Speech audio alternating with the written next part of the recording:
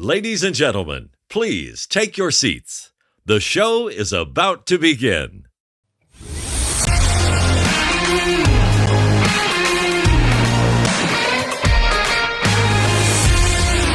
G'day, welcome to the GiddyUp Podcast Season 2, Episode 3. I'm joined by world champion Paralympian, Mr. Donnie Elgin.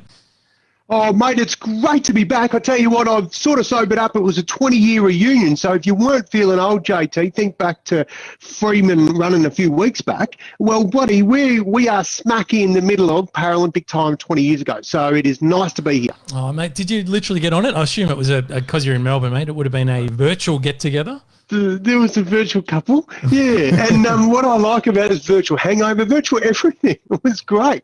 But we are planning a big 21st, the mob from Sydney 2000. So, mate, if we're still kicking in a year's time, I'll be doing this one from Sydney at the reunion. Ah, fantastic. I'm going to look forward to the 40-year reunion, mate. That'll be exciting.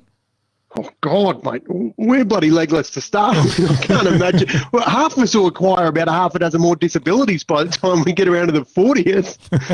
Now, we have got a fantastic episode lined up tonight. We've got lots of interesting stories, a fantastic guest with Wayne Wetherall. I'm looking forward to going 12 rounds with Wayne later on in the show. We've got some cracking dad jokes tonight. Got two pretty good ones, Donnie. I'm talking them up early. Is it just, do we need to send the kiddies out for milk? That is the code word for where they're at. I can categorically say tonight the dad jokes are children safe. Oh, wow. And you've talked it up. Yeah, and talking it up. So look out for those. So let's get into our first segment. Weird, wonderful, and wacky. Oh, I love that one. That's my favourite, Donnie. Still to start off. You've got to start off good with this thing, I reckon. Now, Donnie, we love talking about the weird, wacky and wonderful things. And in this segment, I want to talk to you about cows, Donnie. Now, you know, cows, we obviously know cows very well.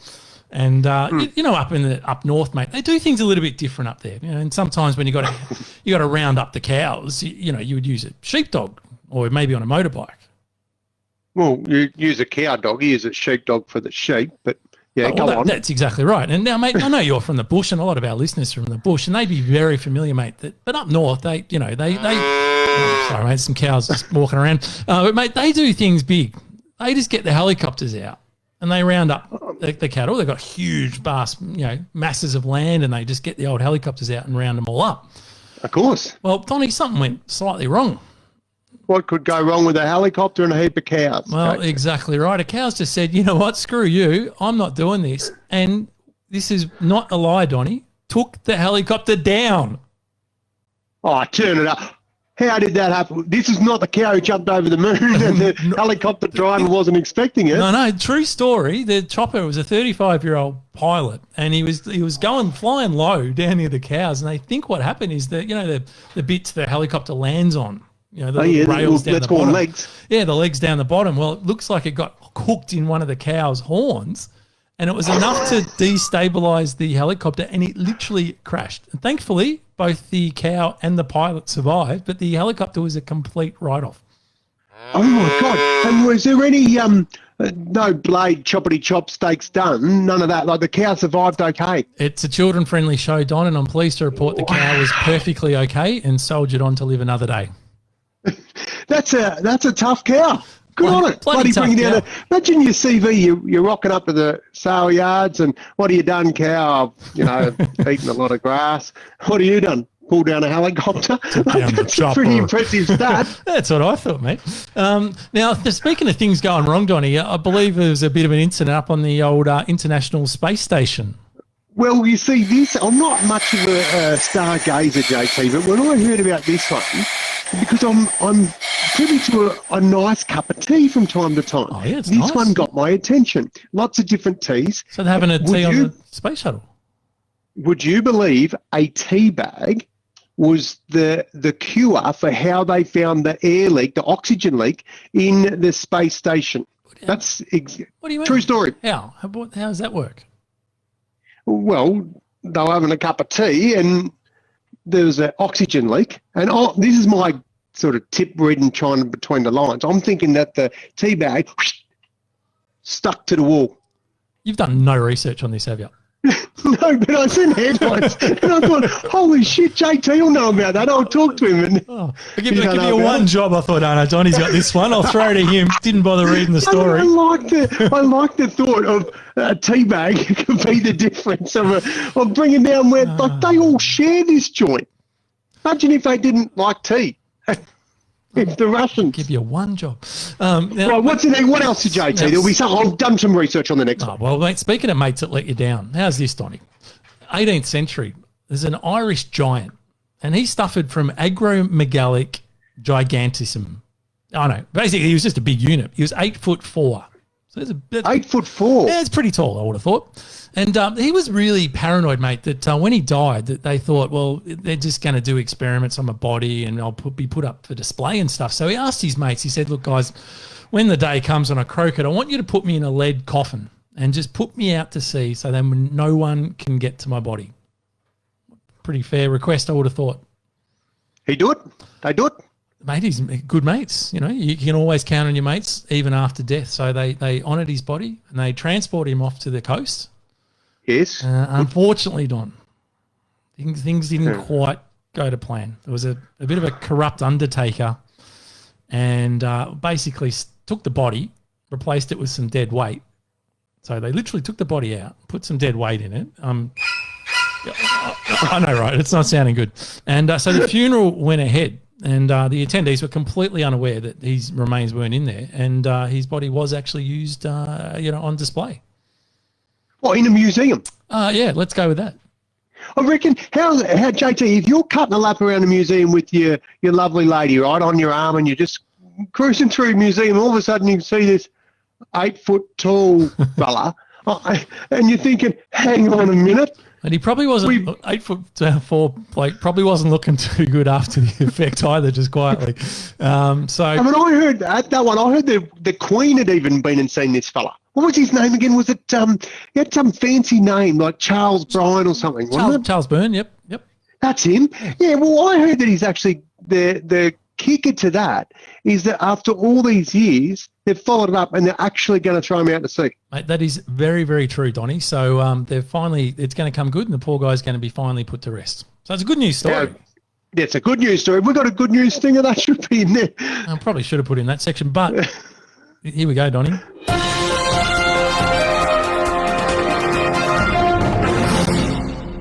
Breaking news. Oh, what is it? Now, Donnie, you're an Australia Post fan. You spent a lot of time there, mate. Australia Post? Yeah, they're big sponsors of yours, I believe, at one point in time, Don, and some good years spent there. Well, mate, they're in the news, and for all the wrong reasons. It's been revealed Australia Post spent $12,000 on luxury watches.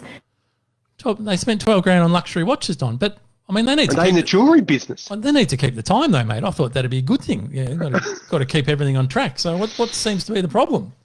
Who would they give them to? Well, I didn't get one. Well, I certainly didn't get one, but this is literally breaking news today that 4 of their top executives were awarded $3,000 watches for a job well done. They got a big contract over the line, and they were rewarded with 4 $3,000 watches. And I get the feeling that Scotty from marketing has put the foot down and said, hang on a minute, you stamp lickers, that's not on. Scotty Morrison, quote, if she doesn't stand aside, she can go. Fair to say, not happy. Not happy, Jan. Well, I'll tell you, you know where those watches didn't come from, JT? From Tom M. Tom M. Nothing that expensive on Tom M. But they would all bargains. They would look as good and work as good, but they just don't cost anything like that. It's exactly right. Yeah. So interesting though. Now, this came out at Senate estimates, and having worked at Post for 15 years and been involved in some Senate estimate conversations, it's basically a free hit for the opposition to go to town on Aussie Post.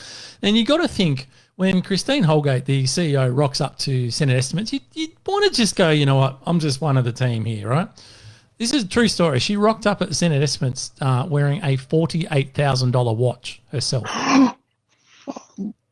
Probably some kickbacks from the 3 or 4 that she bought. Jeez, I tell you what, you're just opening yourself up. It's just, yeah. Look, it's a weird one, isn't it? Because you sort of go, look, they are, and her defence was, we are not taxpayer funded. And they're not. They haven't received taxpayer funding for a long time. They're a commercial enterprise that has to make money like everywhere else. So in theory, the way they choose to spend their money and reward their staff is really their own business. But it's a very murky line around the government funding side of things. So she tried to defend it, and obviously it's gone to shit. And it looks like shit's going to cost her a job.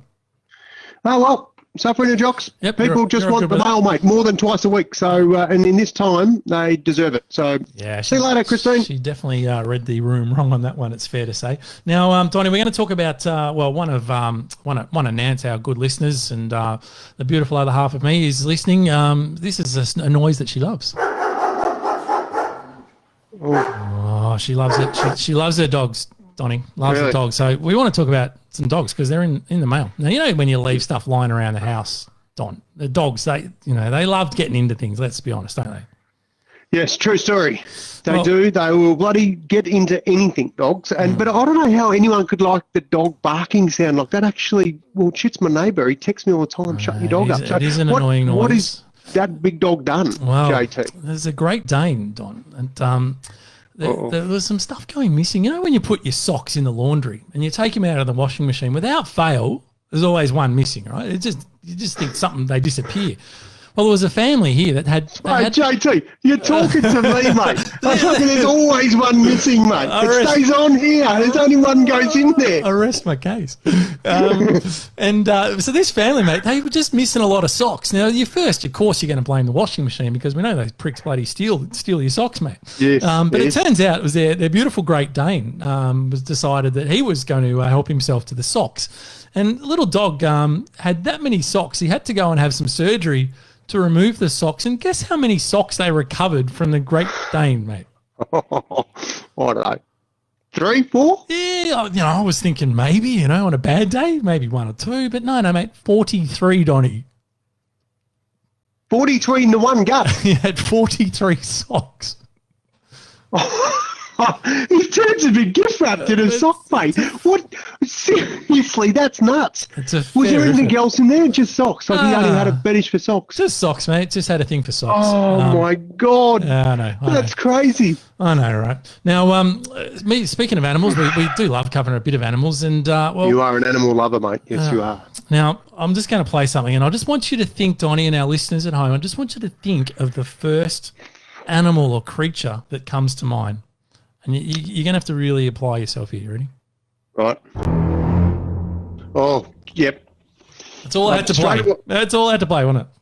That's it. I straight away think of my sister, Sarge, who absolutely shits herself when anything to do with sharks. That's the Jaws theme song right there, JT. It certainly was. And along with you, I'm shit scared of sharks, and I am a scuba diver, and I am shit scared of sharks, I'll tell you. But that said, I actually think they're incredibly amazing, beautiful creatures, even though they can kill you. And as humans, we're just a bunch of pricks to sharks. And it turns out, Donnie, that obviously that we're working on coronavirus vaccines at the moment, and one that's showing some very early promise is something called squalene. And it's basically it's squalene, and it's a compound it's harvested from the liver of sharks, and it's also actually used in cosmetics as well. Anyway, what they're suggesting is that if this does work, it's expected that there's going to be approximately 500,000 sharks could be killed to provide enough squalene for this vaccine. Well, we can't man-make that. It's got to come from a shark. So we go and whop out a shark, but we're already doing it by the sounds of it for, is it in other vaccines as well? Like what else is... No, it's used in cosmetics though. So allegedly, and there's a group called the Shark Allies, there's 2.7 million sharks are killed annually just for the squalene for the cosmetics. 2.7 million sharks. So it's pretty horrific, mate, isn't it? And it's fair to say that, well, I don't want to stereotype it, but I'm going to. Only at best, 50% of the population is really heading out to grab their makeup. You think about 100% of the population, well, not the 3% that don't want the jab, but everyone else who wants this vaccine, whoa, mate, that's going to be a massive... I wouldn't want to be a shark. Like, of all the things I wouldn't want to be at the minute, a shark is one of them. Don, if you reckon that's bad, and that's 2.7 million sharks that are killed for squalene, 100 million sharks die a year of finning And I don't know for our listeners who don't know what finning What's finning? but finning is a shark fin is a very popular dish in Asian cultures. And what they do is they catch the sharks and they actually cut off, this is while the shark is alive, they cut off the fin or fins, and they literally just let them back in the ocean. They sink to the bottom and die a horrific death. And that happens to 100 million sharks every single year. Really? And what's really sad about that, and I'm getting on my conservation hat here, but what happens is Australia, you'd think, you'd love to think that if our country goes, that's just bullshit and it's not on. And we have signed up for a lot of stuff to try and prevent that. However, Queensland and Western Australia still have not introduced a policy that will stop that in Australia. So there's a thing called the fins naturally attached policy, which means if you're buying sharks, the fins have to be attached to the sharks. And so all the other states have signed up to that to try and stop it. But according to the marineconservation.org.au, and we'll give them a plug, Australia in Queensland and WA still haven't signed up to that. So if you are outraged at that and think it's disgusting as I do, I'd just encourage you to jump on, lend your support. You can sign a petition, donate some money to the Marine Conservation. Can't even speak tonight, mate. Marineconservation.org.au. Bloody shit hours, isn't it? That is amazing. What's staggering is we all like to point the finger when the Japs start stabbing harpooning whales, but to think that we've got our dirty little mitts in such a cruel space, that's bloody disgusting, to be really honest. Yeah, it's pretty ordinary. So, if you're listening, if you've got any influence in Queensland and WA, pull your finger out your ass, guys, and get on it. Now, on to some happier news, mate. And we have got happy news. We like happy news, JT. You are going to love this. Geek of the week. Now, we love giving people a bit of a geeky little thing, Don. Now, I got a bit excited last week as the new iPhone is coming out. Apple have unveiled the new iPhone 12. I get mine on Monday. Not that I'm counting down the hours, but I'm very, very excited. But if you guys have got an iPhone out now, I'm going to show you a little hack, and we're going to do this, Donnie. I'm going to get you to do this on your phone, and you're going to hold it up to the screen. I want to show people how to do this. Now, if you're like anyone here, sorry if you don't have an iPhone, but if you don't, well, you really need to get with the program. One phone. Apologies to everyone who doesn't. But this is an awesome little hack. Now, if you've ever had to take screenshots, you have to try and hold your finger on the left and push it on the right, and you stuff it up all the time. It's a pain in the ass. But especially if you've got dodgy fingers, JT. Well, there you go. This is going to change your life, Donnie, and I reckon some of our other listeners, it's going to change your life. I want you to go into your settings, mate. So go into the settings on your phone. If you're listening, do this now. Here we go. We'll play along at home. Go into settings. I'll play along at home as well. So go into your settings, and once you're in your settings, I want you to scroll down and look for something called accessibility. Accessibility, yes. Been talking about that for a long time. Yep, there. Fantastic. So when you're on accessibility, I'm just trying to catch up here. There we go. I want you to scroll down until you see touch. It just comes under the physical and motor section. Oh, so you don't want me to do it. You just, okay, yep, down to touch. Got it. Touch, and I want you to scroll right down to the bottom, Donnie, and down the bottom you'll see something that says back tap. Back tap. Click on that. All right, and then you'll get clicked it. Two options. You'll see double tap and triple tap. I want you to click on the double tap where it says double tap. Double tap, click. And scroll down there, mate. And what you'll see is a whole bunch of options that you can choose. Now, I want you to look at screenshot. Screenshot. Okay, tick that. Tick it. And you're done, mate. Out you go. Right. Get out of there. Fantastic. To home. Now, back to home. Now, what I want you to do, mate, is just double tap on the back of your phone. On the back of it? Back of the phone, yep.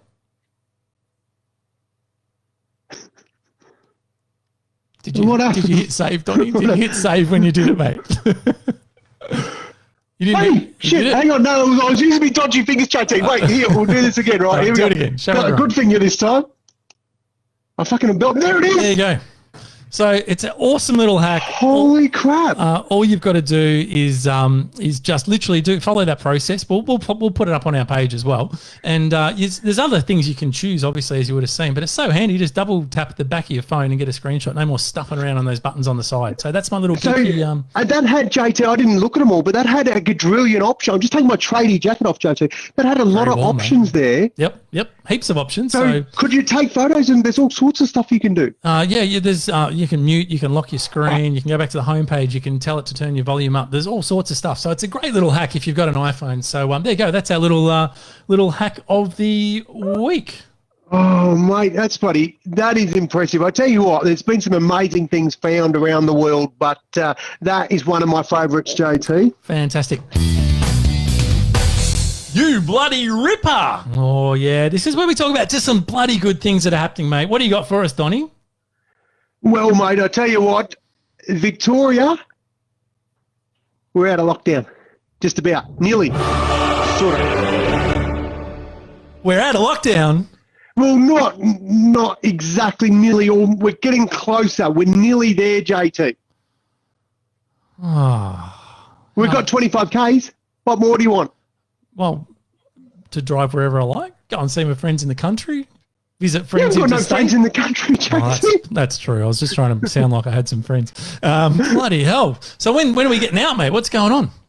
Well, there wouldn't be a premier worthy salt that wouldn't say on Saturday, right before the grand final, knock yourself out, kids. Away you go, have your parties, everything is good. Surely Dan's going to do that for us on Saturday. Is that what you've heard? Yes. No chance of that happening whatsoever. So it looks like we've got maybe a week to go. We might get it earlier. We're going to talk a little bit about that a bit later on. But, Donnie, have you got any other good news stories? Because we love these bloody ripping stories. Right, well, this is my favourite one, JT, right? How's this? This old fella. His name's Pinkney. Pinkney's just doing mowing in America. Hang on. His name's what? Pinkney. Okay. I didn't name him. I'm just reading what I researched. It's going to be an interesting story. Right? All right, okay, yep. People are weird in America. They voted Trumpy. Anyway, right. So he's out there cutting a lap mowing, right? Yep. All of a sudden, Beck, his lovely wife, Rebecca, is on the ground, giving him a bit of, come on, Pinkney, get up, you're not well. And some passerbys see this and they go, whoa, well, that's not good. What is it? What's their 911? They're on the blower. They get 911. Out comes the fire and rescue.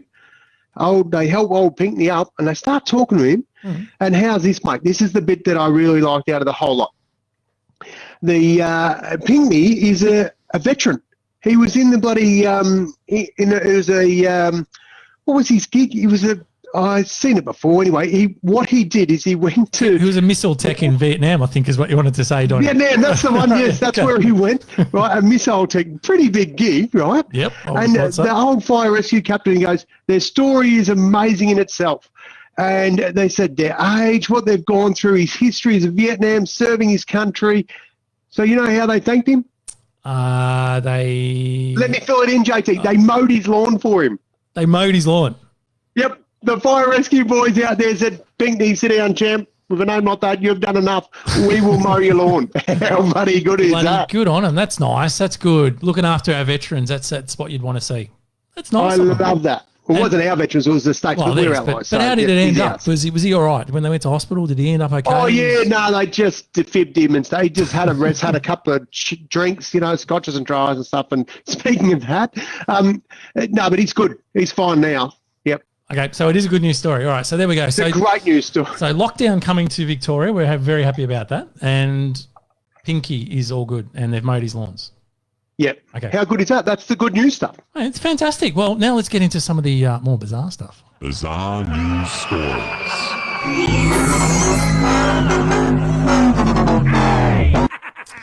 Oh, Donnie, what do you got? JT, this is, well, you called it bizarre, I called it awesome. But now it's from a bit yesteryear, right? But get your head around this. You're out there, you're doing a bit of sunbaking, right? Nice. And this day you decide to wear your bikini.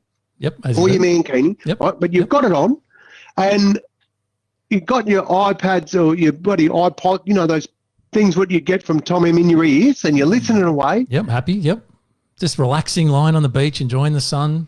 Life's good. And your battery goes flat. Oh, bullshit. Nothing worse. Well, that's right. But you know what about this bikini? What? Solar powered, my friend. Solar powered bikini. What do you mean? It was in 2011. It was $500 and you could buy them. Yeah. And all the panels were solar panel, like your panels. I mean, the whole lot was a solar panel. So you just got constant, charge. So your bikini's made of solar panels. Yep. And you plug If you your don't- device into that to keep it charging. I don't know exactly where you plug it in, but there'd be an appropriate place in the bikini, and boom, you've got charge. Wow. How good is that? Oh, mate, where do we Like, you know- buy them? It's brilliant. You know, when you go to airports and stuff, and people are always sitting around the top. Well, we haven't been to airports for a long time. What's an airport? A long time. and they plug it. Everyone's trying to find the hole in the wall. Imagine just walking around your own solar panel bikinis. Mate, brilliant. Bloody- Just power on the way. Well, wonder what happened. It just didn't seem to take off, Donny. Well, the model took too many rays. She caught fire. No, I don't know what happened, but I'm sure. Didn't think it was going there, but all right. Now, of course, one of the things that may have been, Donny, is we know that suntanning, Donny, is probably not the best thing for you, for your skin, of course, and especially in this great country, we've got high incidence of skin A few cancer. of them, yep. Yeah, so not good. So probably don't want to encourage people to suntan at all, do we, Don? Well, yeah, I do. I say, buddy, get out there and enjoy it, kids. What do you like suntanning? Don't you like sort of giving the front a bit of a tan up, or the rear, or what's your go? you just mostly top off, sun's out, guns out. You know that's probably enough. Yeah, You don't need any more than that, do you? Well, let's just say. What are you into? Where's this going? Well, let's say something I would do, Don, but let's just say that there's a girl called Megan, and she's a metaphysical expert. She's into all things metaphysical, Don. And, Right. well, let's just say that she was lying on her back, sunbaking. Nothing wrong with that, I would have thought. Getting a bit of sun. That's fair enough. Yep, solar charging. But she was naked. Well, because you don't want to get tan lines. That's, understand that. Hang on a minute. But she was holding her feet with her legs in the air, with her butt facing up towards the sun, Don. The old perineum. Yeah. She's giving it here's a bit of vitamin B right in your date. Yeah. How did you go when you did it, JT? Well, Did it work? look. I haven't got to come back for that. But it's fair to say this is just a social a warning that don't do that, because it can Don't get do it. burnt like anywhere else. And I'm guessing having the odd chili and knowing how painful that might be when it's coming out the other end, you might just want to stay away from getting that little piece of the world sunburnt. I tell you, mate, I would be doing a Maddie sleeping in a heartbeat and heading straight to the fake tan. I would be staying away from. Why would There you you go. even know? No, I'm not even going to ask you.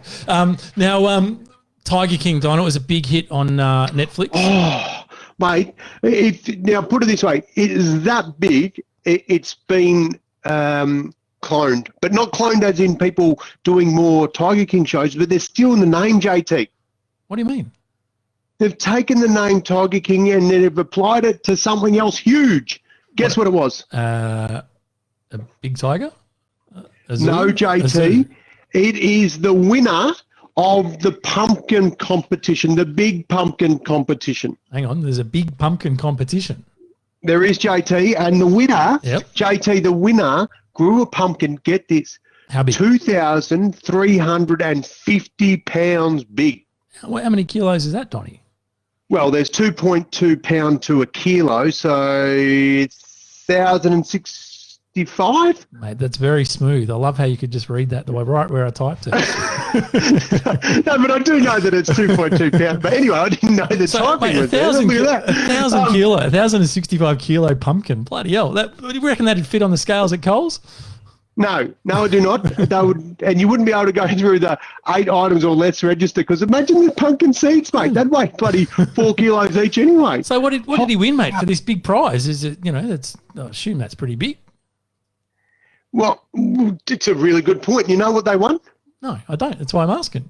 Well, I was hoping you'd tell me, because I don't. I think you got a slap. They won $16,450 US. On it. How much? $16,450 they won for having the world's biggest pumpkin. Well, not the world's biggest. JT. They won. So you have a pumpkin growing in the backyard, mate. You're getting a few in now. but I don't know that my yard's big enough, mate. Billy's chilies are in the backyard. I've got a lime tree there. Now I'm going to have a crack at the world's biggest pumpkin. Mate, I'm going to need to be a volcanologist to get enough space to grow this bloody thing, JT. Fair income. Mate, it is huge. Volcanoes are big, so you're bloody right. I like how you think big, Donnie. You're always just thinking big, mate. It's very exciting. Now, we've got our next segment coming up, and, what is it? This is,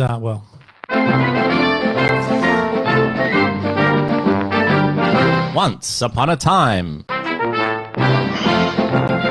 Oh, yeah, we love going back into to things that happened in history, mate, and this one is an absolute cracker. Well, JT, how's this, right? We go and we do a bit of research for something that is a tiny bit weird but was fair and reasonable in its day, sort of. Once upon a time, people would need bodies, JT. So what they did is they need bodies. What do you mean? Well, you think about like universities and mad scientists and stuff. doctors. Yeah, gotcha. Right. Yep. They need humans, right? Dead ones, yeah. So they'd get the dead ones, but they didn't just get them in I'm donating my body to science style. You know how they did it? They waited for them to be buried under the cover of darkness. They went in there and grabbed the body. And then normally you wouldn't do it local.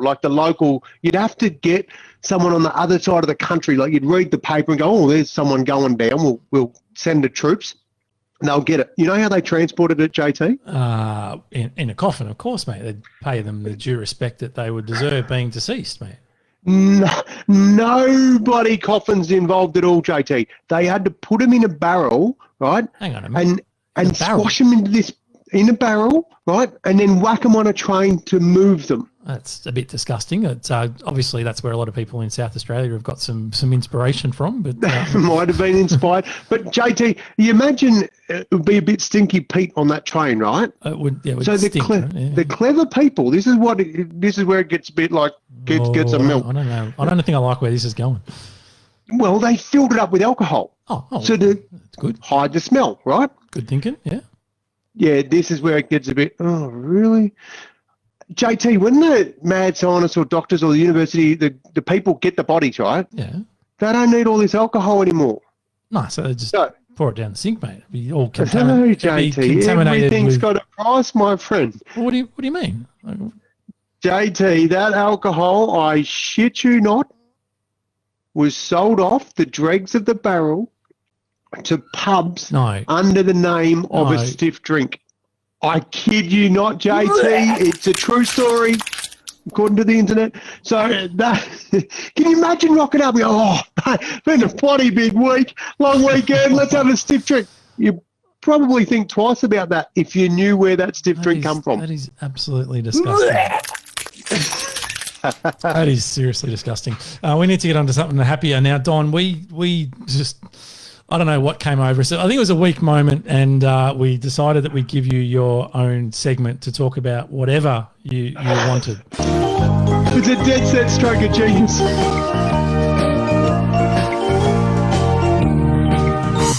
Donnie's pick of the week. JT, now you do know that hang on, I'm just getting the censor button ready. No, you won't need it. You won't need it. JT, you know I just love the act of humans sharing the love. Yeah, yes, you do. Yep. It's a wonderful thing. Well, so when that happens, there's all sorts of different ways and means to go about it. There is. So you picture this. We've got this Scottish lady, right?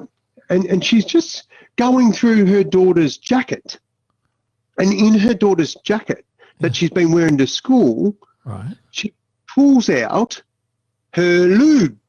What do you mean? Like the sexual lubricant. Sexual lubricant. Okay, yeah. Yes, right. So this is how my good finger this is now very close to the censor button. Yes, keep going. No, you don't need to. So little innocent 5-year-old Summer, right, just wanted to follow coronavirus rules. So she saw the label and thought it was her sanitizer, right, with her name on it because it was from Ann Summers, this product.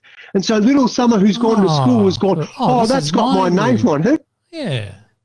taken it to the school, and then her mum's found it and felt a bit like, oh, no, what have you been, why have you got this, she says to little Summer. And little Summer says, oh, it's a sanitizer, Mum, I've been using it with my hands. And her mum sort of thought, uh-oh, and she goes, and then little Summer says, but I liked it because it was hot and tingly. Oh. And so then she says, but it's all right, Mum, I was good because I shared it with my friends. No. So little Summer's been sharing her mum's hot and tingly lube at school. How good's little Summer, mate? That is gold. Yeah, so that was my story. I really liked that. I was very impressed. All right, well done. That was good. Well done. We did like it, Donnie. And I didn't have to use the censor button at all, so it was all fine. No, sorry. Fantastic. All right.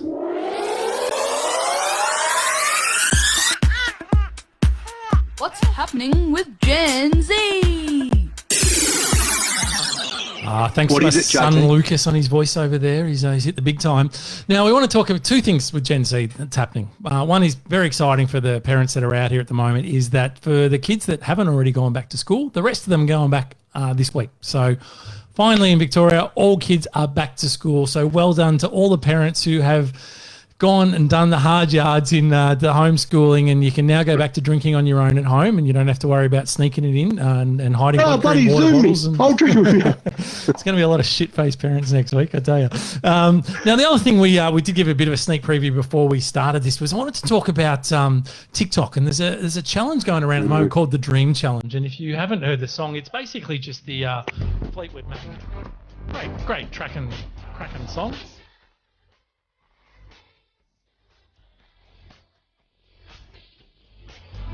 Oh, yeah, what a great song. It is. And now what's happened, mate? There was a guy in Idaho Falls, man, over in the US, Nathan Apodaca, I think his name was, Apodaca.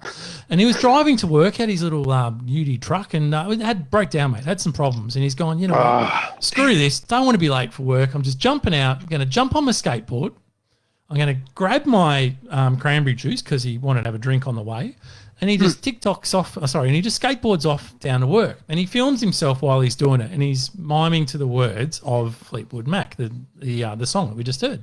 Yeah. And, well, let's just say that video, for God knows why, to be honest, and when things go viral, you never know why, but that video has now been viewed 10.6 million times. And not only that, mate, it's the company that makes it, Ocean Spray, has had 15 billion media impressions. That song, Dreams, by Fleetwood Mac, is now back in the charts, and Ocean Spray's share price is on the way up. That was all on the back of just this guy who's filmed himself. It's honestly, the video is not that exciting, but celebrities have also just jumped on board. You've got Stevie Nicks actually did it herself. You've got Cheech and Chong, Jimmy Fallon, Dr. Phil, Carrie Bickmore here, Robbie Irwin, you name it. All the celebs are jumping on and doing a parody of this whole guy skateboarding. And the company Ocean Spray, because they got so much publicity out of it, they actually bought him a truck. Or a new ute. So they actually rocked up to his place with the back crammed full of cranberry juice and said, "Here's the keys, mate. Well done." Oh, mate, and here's us giving it to the Gen Z last week, saying they gave us nothing, and now they've taught us how to go viral and crash the internet. We bloody love them. Oh, well, it just goes to show, just one little thing like that has just changed some people's lives forever, right? So good on him, that guy who literally lived in a caravan and, was still had a job and doing his thing, but, obviously life wasn't overly flash. And good on him, mate. He's picked him up stuff. He's now talking in the media all over the world. So there you go, the power of TikTok. Mate, if he plays his cards right, JT, he dead set could end up on the GiddyUp podcast. Well, that's what everyone aspires to, let's be honest. So it's you bloody mongrel. Now, Donnie, we love talking about all things Aussie. Now, whether it's a new business, something that's happening, what do you got for us this week, mate? JT, I want to take us and have a good hard look. If we are going to have some amazing people that we feature, we've got to have a look at how deep the gene pool is that we're fishing from. Right, We've come up with some pretty cool things. The black box I talked about a couple of weeks back, and how's this? One of the blokes involved with the black box actually lives in my suburb, so that's pretty cool. Anyway, what I want to talk about, JT, is not the black box today, but I actually want to find out how close you think you are to being able to guess the Australian population, JT. Well, I always thought we were about, I think it's 25, 26 mil. How did I go? Mate, that's pretty impressive. And it would be even more impressive if you didn't have this in front of you to be able to read. I quite genuinely didn't actually look at it. I'm just looking at it now going, I probably couldn't have got it any closer than that. Yeah. There's 25, well, according to when I grabbed this off, right? So 25,499,884.5 people, JT, on the half, right? Okay. And this is the Australian population. We are the equivalent of 0.33% of the total world's population. We rank 55. Wow. So get your head around that. Right when you think all your issues are the biggest bloody issues in the world, we are not a freckle on the arse cheek of the universe, mate. We are nothing. So I don't mind to put a damper on it, but seriously, that is, how's this, JT? Right. So for the young blokes out there playing at home and you've sort of been a bit single for a bit long and you think to yourself, well, how can I improve my odds? Well, I'll tell you how to improve your odds. You go to where the population is more females than males. One of the challenges you've got, JT, is the suburbs where that absolutely is obvious all house a female prison. So that's probably not your best bet. Right, but I do want to just focus one little bit here. The medium age for capital cities, JT, is 36 years, right? Right. 36. And okay. And the rest of Australia is 41.2. So they're younger in the city and older in the country, which you'd probably expect, I guess. Yeah, correct. So after 36 years, get out the city. It's a young man's city. So, well, not quite, but that's how it's rolling. The oldest capital was Hobart with the medium age of 39.6, while Darwin was the youngest with 34.3 years of age. So, always backpackers up there. The other one that I wanted to finish on was Darwin was the capital with more males than females. So, fellas, like I was telling you before, don't go to Darwin. Like, your odds are crap. Oh, but they've got those young backpackers according to those stats there, Donnie. Yeah, well, if you're a young backpacker and you're looking for a lot of males, Darwin is your place to go, I'd suggest. There you go. Well, there you go. What else you got for us, Donnie, on the Aussies? Well, that's pretty much all I had, JT. I just wanted to bring that to our attention because I'm going exploring into some great Australians, JT. So I need to build this up over the weeks so you know what we're dealing with. Planning ahead, Donnie. It's very impressive. This is how I roll, mate.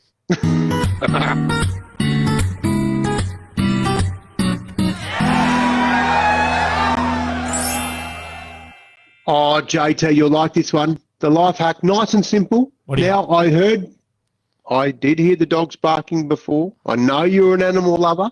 I do. Now, the beautiful Boof, she don't mind an animal, but she loves a cleaner house more, right? So this is what we do. If you want to get rid of dog hair, cat hair, the easiest way to get rid of it out of the carpet, off the chairs, JT, is use a squeegee.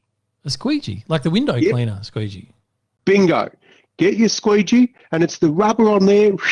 Hair will just come with you. Try it. It's bloody genius. It's amazing. You'll love it. Brilliant. Good tip.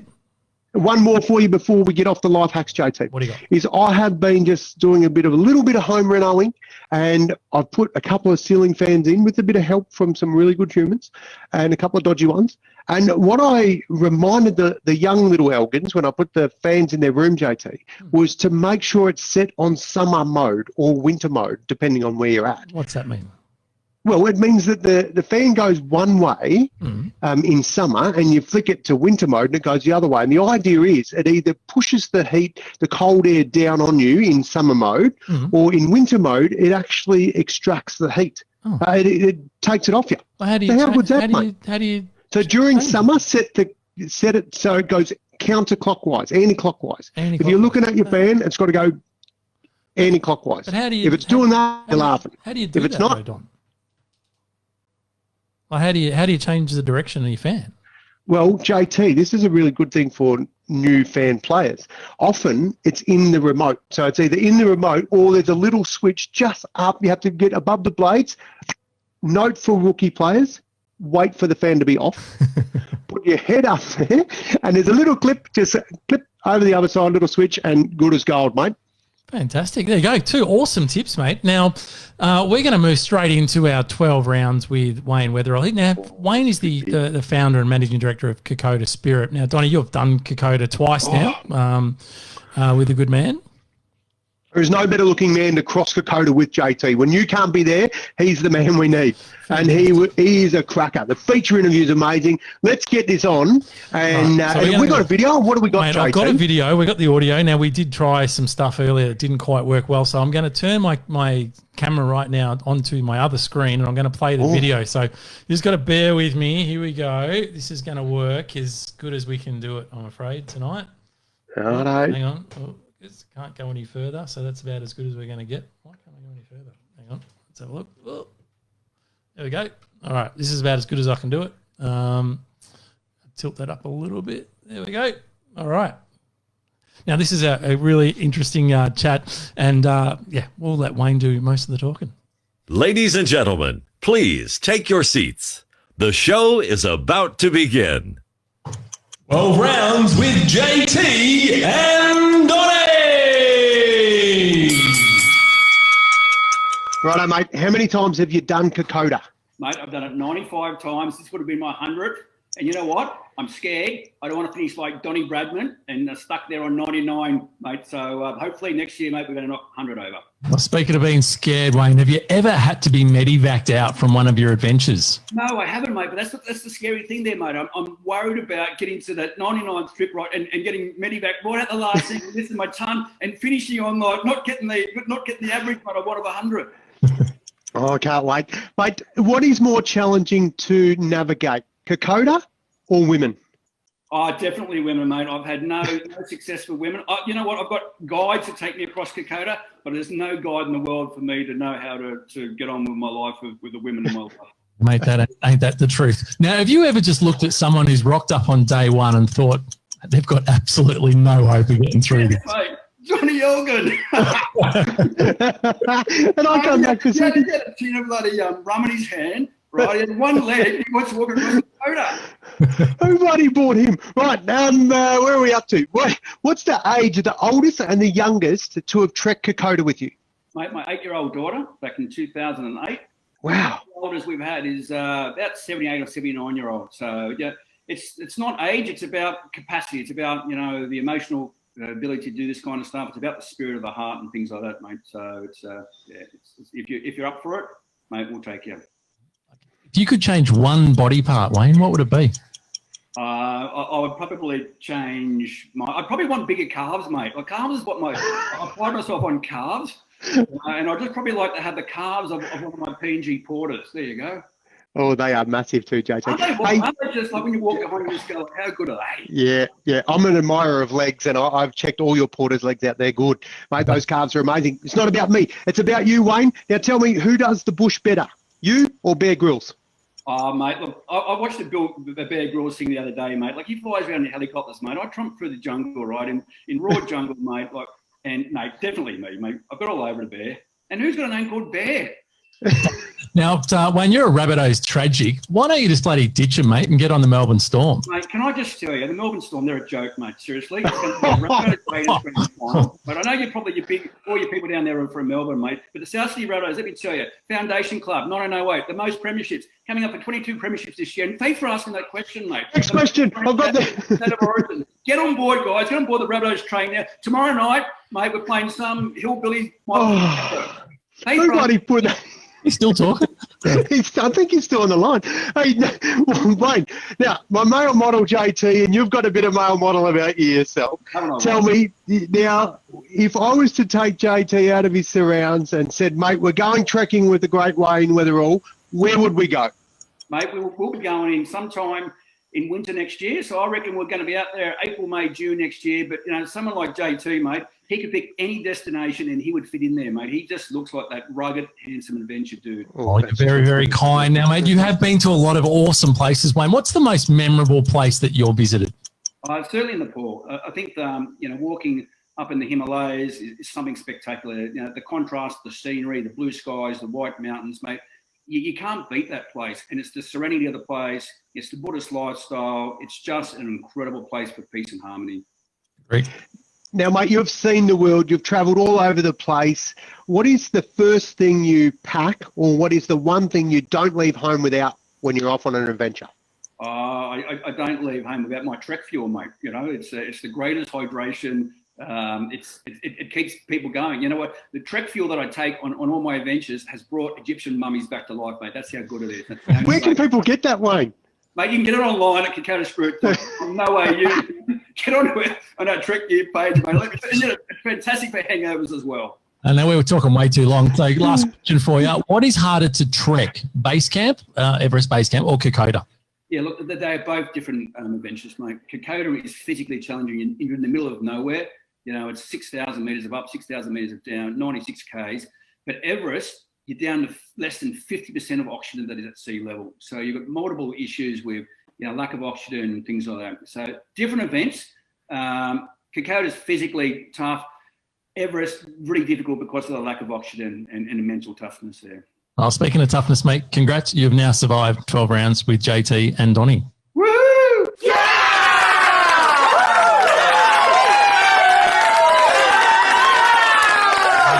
There we go, Donnie.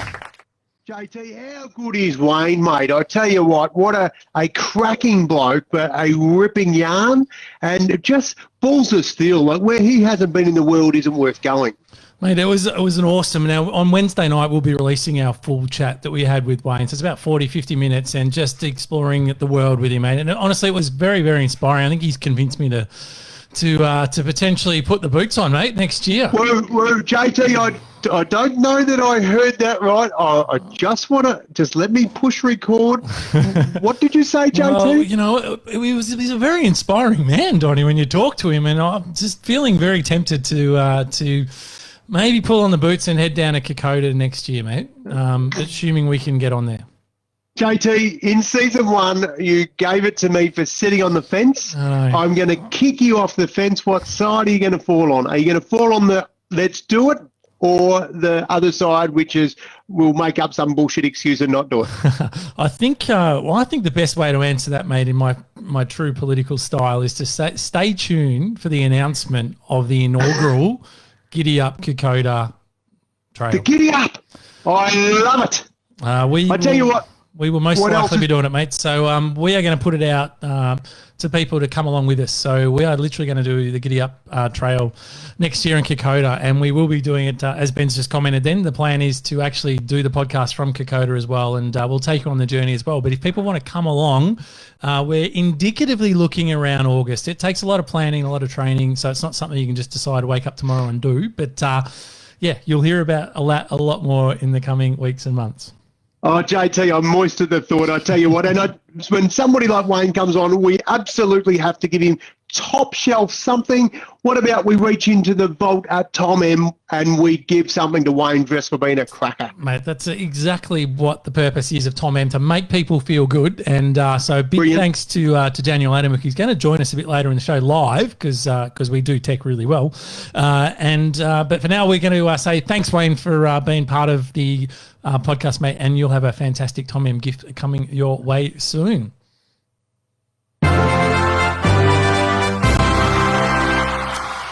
I love this bit, Donnie. We get to talk about the hero of the week.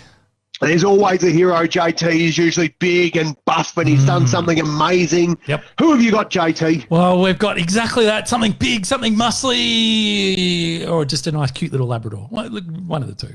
Hey, I'm going to bet my good foot on it that you would have gone the animal, and it's a dog. Mate, what do you got? It is a dog. We want to talk about Stumpy. Stumpy is our hero of the week. And tell you Not named after me. Not named after you, but you could see where there's some parallels here, though, Johnny. Right now, Stumpy was destined for a career as a guide dog. And what a beautiful animals they are when they're guide dogs and helping us good humans out. Lots of training and stuff. But unfortunately, Donnie, Stumpy had a bit of a deformed leg.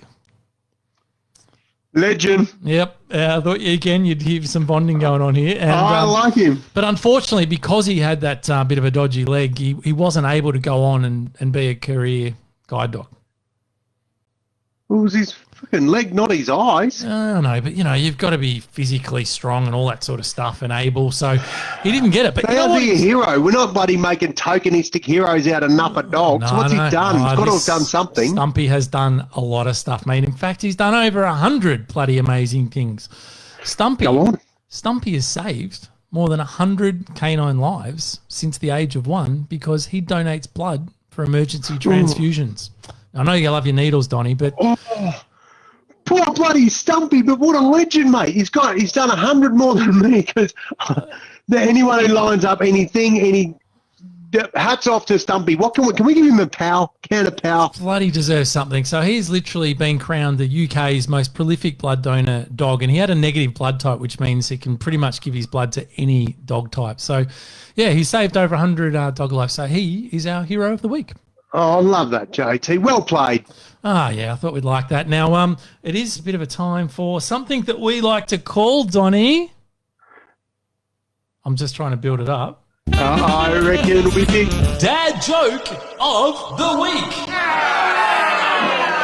Now, JT, sit right there. I asked right before we push record, do the kiddies need to go for milk? Because you were pumping this bad boy up and you said it's big. And the last time you said that, the Pope come for dinner. It killed the internet, JT. Let me just double check this. Yeah, we're good. We're good for kids, mate. We are good for kids. We are good to go. Hello, mate. Now, after our dad joke, we've still got heaps coming. We've got our pro tip of the week. Some awesome tips actually from the Money Whisperer this week. We've got Dickhead of the Week. We've got my pick of the week. And Media Watch got a classic. And then we've got heaps of prizes and a great tip. So there's still plenty to go. But let me just let's just throw this little joke out for you. Now, Donnie, the Lone Ranger and Tonto were out camping in the wilderness. Oh, wouldn't that be nice to be able to go out in the wilderness? And 25K. I know, right? And after they got their tent set up, both men fell sound asleep. And some hours later, Tonto wakes up, the Lone Ranger, and he says, Kemosabe. That's like the Indian name for the Lone Ranger. He goes, Kemosabe, look towards sky. What you see? The Lone Ranger, he's all knowledgeable, of course. He says, I see millions of stars. What that tell you? Asked Tonto. The Lone Ranger ponders for a minute. And then he says, well, astronomically speaking, it tells me there are millions of galaxies and potentially billions of planets. Astrologically, it tells me that Saturn is in the path of Leo. Time-wise, it appears to be approximately 3:15 in the morning. And theologically, the Lord is all-powerful and we are just small and insignificant. And meteorologically, it seems that we'll have a beautiful day tomorrow. And what does it tell you, Tonto? And Tonto just says, you dumber than buffalo. It means someone stole tent.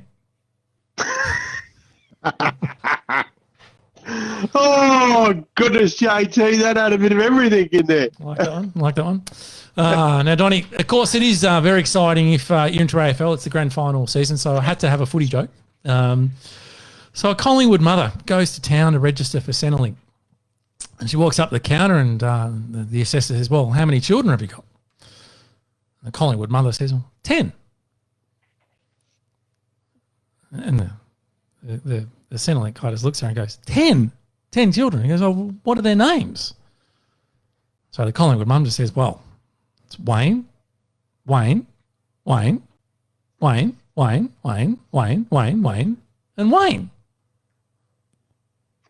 And the guys just sort of looked at her going, well, doesn't that get a little bit confusing? And the Collingwood mother goes, nah, it's great because when they're out playing the street, I've just got to shout, Wayne, your dinner's ready. Or Wayne, get to bed now. And they all just do it. He goes, but what if you want to speak to one individually? And she goes, oh, well, that's easy too. I'll just use their surnames. Oh, JT. What? No, We don't want to make assumptions about female. No, very good, JT. Right on the money, I thought. I don't see a problem with that at all. Now, one of the JT things... Boof goes for bloody Collingwood, mate. We're going to have all sorts. Yeah, there goes getting all our hot tips each week done for us, Donnie. We're in a bit of trouble. I should have thought that one through, mate. It's the joys. Now, we love playing, helping out our listeners, Donnie, don't we? Every week we try and give them some hot tips of what's going on in the world. So this is the one we've got from this week. The pro tip of the week. And what have we got this week, Tom? Well, we will have no doubt. It's all about the cash, JT. Everyone loves $1 in their pocket. So hopefully our money whisper is going to steer us in the right direction, how to put a few more dollars in our pockets. Have we got it? G'day guys, it's the Money Whisperer here with our weekly update. Great news today with the easing of restrictions in Victoria being slowly implemented. With that in mind, I think some of the travel stocks might become quite attractive again. They've had big falls since last year. Personally, I bought some Webjet in May when they dropped down from $13 down to sort of the $2.20, $2.30 range. They did get back up over $4, but on Friday they dropped down under $4 again. I'm going to pick up a few more of those tomorrow.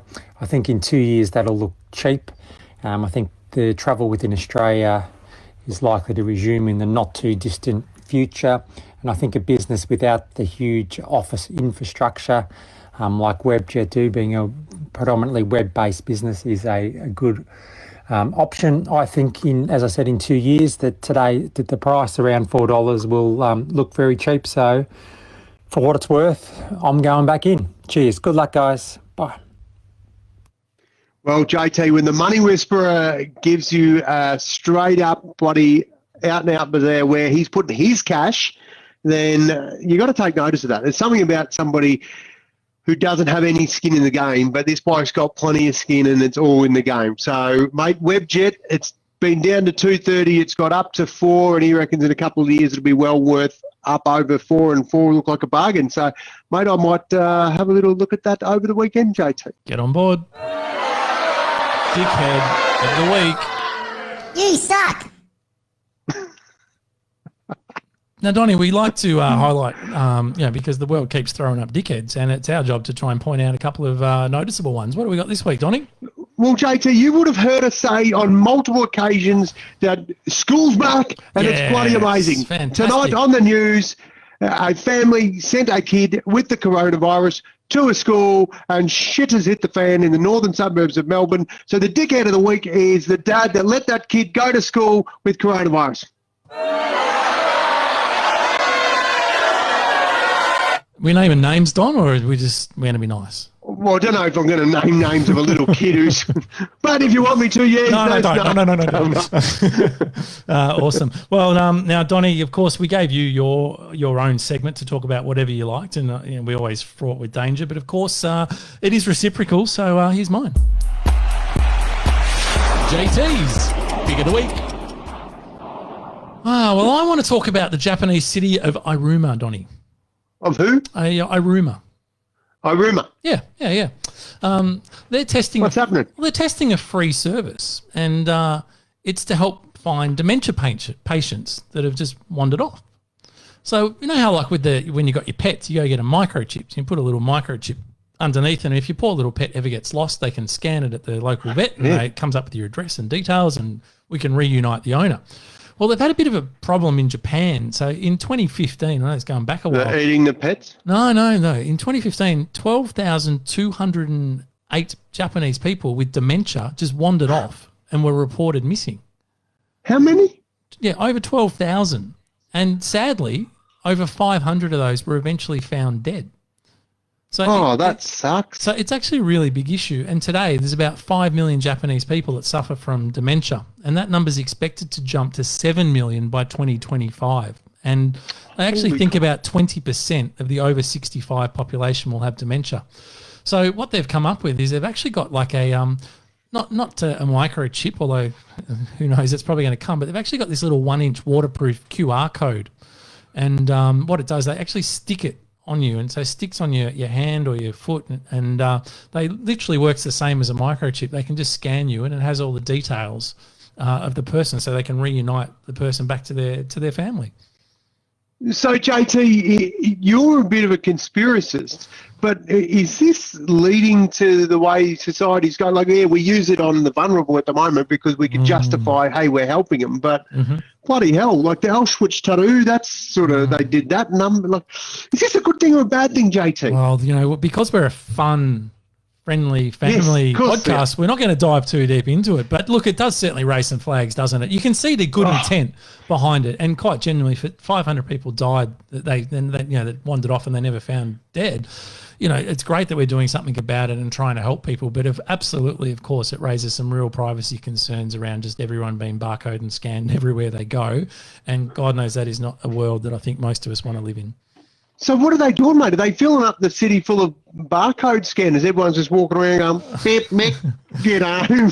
What are you doing at the pub? I think it's more that when they find someone who's a bit disorientated and stuff, they can, obviously just scan them. And but of course, it does wind itself up to how it could roll out in years ahead, which, as I said, would be a pretty scary world to live in, I think. Well, JT, anyone who's making any effort to help people that are struggling, dementia is a massive issue, obviously, over there. So, bloody good on them. Good find, mate. Well done. I like how you reach for those really significant stories. Thank you, mate. Now, we like doing a bit of media watch. Now, Don, I want to share something that I think is probably anyone who's got an Apple phone or an Apple iWatch or on Android can probably relate to this one. And you know how sometimes it just always seems to be listening, and you might say some words and then all of a sudden Siri will sort of say, did you say whatever? And you think, oh shit, what bloody hell? I forgot Siri was even listening to every word I say.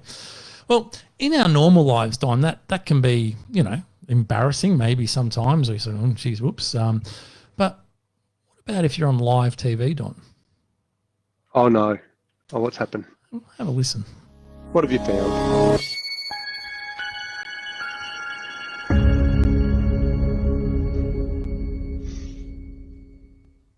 Places like Minneapolis and Denver's very high up. There's no snow in the forecast. Oh dear. Well, that's your watch? Yeah, that's my watch saying there's no snow in the forecast. Goodness, apologies for that. Think of that. Well, obviously it was listening to what I was saying. Apologies for that. That was not part of the plan. There is snow. There is snow in your forecast, I thought. Yeah, but it's probably doesn't know what place I'm talking about. Oh, okay, all right. Yeah. Off you go. Yeah, off you go. How's that, Donnie? Oh, no, Jesus, that will catch a few people out. Yeah, so I think the lesson there is if you're presenting on live TV, and I'm just thinking, shit, I've still got my watch on right now, might be a good idea to just turn it off or take it off, right, and avoid some embarrassing moments. Now, but I'll tell you what you could do, mate. If you did have that, you could go to Tom M and get a nice other watch. Well, that's exactly right. Now, speaking of, that is one of the best segues you'll ever do, Donnie. So speaking of Tom M, we are going to attempt something we have never done before. Oh, this scares me, but excites me at the same time. We are going to do a live call to Daniel Adamek, founder of tomm.com.au, and we're going to get him to decide who's got the best comment for the prize tonight. Well, we're getting the man himself. We are. The man who donated all these prizes. We're going straight to the man himself. Wow, you have got some serious reach, JT. And how are we doing that? Are we phoning him in live or is it preset? Well, of course, whatever we're going to do, we're going to stuff it up. So no, we won't. Put the good stuff out there, JT. We've got this. We're definitely going to stuff it up. As long as he's not on the job and he's actually been watching the comments, because that was his gig tonight, is to watch the comments. We did. We gave him the heads up and we said, mate, this is what you got to do, Donnie. So and Dan, so we're going in live. Here we go. This is it. We're making. So phones are going to ring. We are making the phone call right now. Are you doing him on your watch, JT, no, or are we're you doing it on the phone? This is it live. Yes. What could go wrong? Hey, there he is, Mr. Adamek. Yes, what a lovely segment! I tell you what. Oh, he's tried the old accent on. Good work, Dan. It does sound a little bit different from the one we spoke to earlier, JT. I see what you're doing there. Yeah, leave the comedy to us, Dan. Come on. Yeah. Sorry. I thought I was already overwhelmed by Dad's jokes, and I've had a rough night anyway because downed a whole bottle of white out, and I tell you what, I woke up with the biggest correction. It was horrible. Oh, no. Oh, no. Mate, you're giving JT a run for your money, for his money. We are getting you on more comedy. This is comedy gold, JT. We should have had him on from the start. Oh, fantastic. No, it's fantastic to have you on board. And Don and Dan, I should say, on behalf of Don and myself and everyone who's listening, thank you, mate, for contributing to the show every week. Your prizes are bloody awesome, and it just makes the show a little bit more fun. And tonight we wanted to give you the task, mate, of coming up with the best comment through all the comments that you've seen tonight. So what have you got for us, Dan? Well, I'll tell you what, there's been a lot of comments that I've seen from Nant, and I would be, betrothed not to give it to her. But I'll tell you what, Nan, you just keep on listening in to these legends, because I loved the kudos. Bill Rowlands, I take my hat off to the bloke. He's done 700 nights on the Kokoda Trail. Gee, he worked that out pretty well, and I tell you what, when you put it in that perspective, that's pretty amazing. So there you go. So Bill made a comment. I take my hat off to that bloke. He's done 700 nights on the Kokoda Trail. So Billy Chili's has he's come up with Billy Chili's a winner, mate. Mate, that is hey, I tell you what, he's absolutely going to have to give that prize to the person that helped him count up to 700, because I know he didn't do it for himself. Well done, Bill. Congratulations, Dan. Thank you so much again, mate, for having me on the show. We might just have to do that again. If you keep coming up with that comedy gold, mate, you just might get yourself a permanent. Hey, Dan, you're back next week, brother. I love your work. Well done, gents, legends. Keep it up. Love the work. Keep going. See you, mate. Bye-bye. Thanks for your sponsorship. What a champion, mate. He's a giver. He gives all these great gifts. And I tell you what, he's piss funny, JT. He's a very funny man. He's a very funny fan. Now, of course, we're getting towards the end. We've got a couple of exciting things. We've still got a big draw to go. But before before we do the wheel, which is bloody exciting, it's loaded, ready to go. I've got to tell you. It's literally loaded and ready to go. But before we do that, Donnie, we love to give our listeners just something to think about. So I'm going to go to your final fling segment.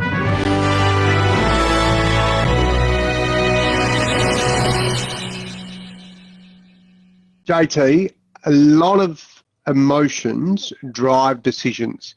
And my final fling this week is to tell you, when you have a big decision to make, one of the best things you can do to help yourself is write a list. There is no emotion on paper. Write 2 lists, one positive and one negative for doing it, and then look at it logically and be able to make a decision based on what you see as opposed to what you feel. And I tell you what, the decision might surprise you with what you come up with. So my advice, JT, is to write a list when you need to make a big decision and don't just let your heart rule you all the time. Fantastic. Great tip, Don. And one thing we've just slotted in is potentially a new segment. We're just giving a run, but a couple of heads up for next week for everyone, just so you know what's going on. First one is completely irrelevant, but Borat's new movie comes out tomorrow. Borat 2 subsequent. It's getting a lot of media attention already. So I dare say there's going to be some comedy gold that's going to come out of that in the coming weeks. JT, will we do a review on that? We might have to see if we can do a review on that. I'd have to watch it, but okay, might do that. And then something else, just, I don't know, something relatively insignificant is happening, Donnie.